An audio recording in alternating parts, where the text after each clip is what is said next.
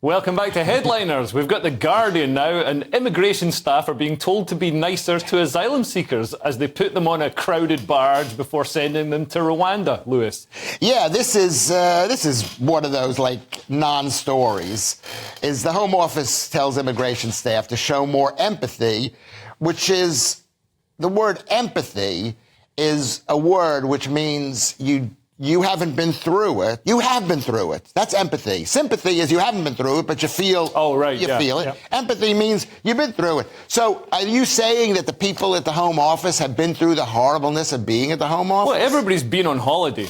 Yeah. So, and it's kind of a holiday if you don't grant people's asylum. Yeah. Go on. Sorry, Lou. I mean, I have some sort of second-hand knowledge of this, actually. My father-in-law is a retired immigration officer. Yeah. I've met a couple of his ex-colleagues. My father-in-law in particular is a kind man. I would say he's an empathetic, well-mannered man.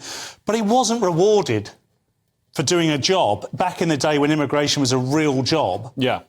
For being empathetic. He was rewarded for following, the necessary rules and application of the job that he was doing. Yeah. And I'm not suggesting for a minute that they shouldn't learn to be good-mannered, they shouldn't have empathy, but if you had empathy for everybody who walked into the country, there'd be no point in having immigration. Yeah. The point, if you go into your good country, have you ever tried to return to your good country? Yeah. Oh, man, they don't want anyone to come in, do they? No. You go on holiday to Disneyland, you think, the first thing you see is, just 15 guys wanting to get you out already. That's you. Okay. With me, they are nice to Americans because Americans vote. They are in no country in the world are people nice to immigrants coming into the country. Well, in the UK we're pretty nice, and that's why people travel through safe countries to get here. They leave France, they risk their lives to cross the channel, they pay people thousands of pounds to get them to the UK because we're nice. But I think the volume of people doing that is going to mean that Britain's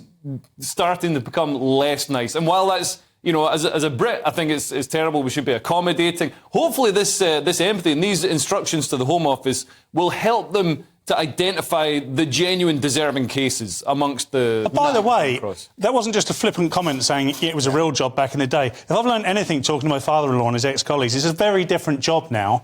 And they all spoke different languages, the immigration officers. They all had certain skills. They could identify these people 100 yards away, walking... They didn't treat everyone badly. They just asked simple questions, and depending on how you answered those questions, were how you were treated. Yeah, absolutely.